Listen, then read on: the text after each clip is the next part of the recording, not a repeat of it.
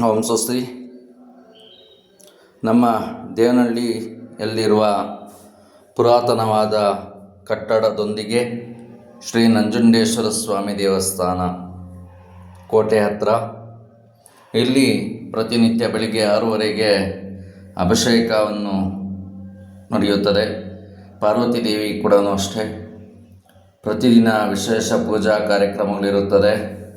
ಇಲ್ಲಿ ಸಂಕಲ್ಪ, ಮದುವೆ ನಿಧಾನ ಆದರೆ, ಸಂತಾನ ಭಾಗ್ಯ ನಿಧಾನವಾದರೆ, ಚರ್ಮವ್ಯಾಧಿ, ಆರೋಗ್ಯ ಸಮಸ್ಯೆ ಇದ್ದರೆ ಈ ಸ್ಥಾನದಲ್ಲಿ ಭಗವಂತ ಸಂಪೂರ್ಣ ಆಯುಸ್ಸು ಆರೋಗ್ಯ ಕೊಟ್ಟು ಕಾಪಾಡಿಕೊಂಡು ಬರುತ್ತಾನೆ.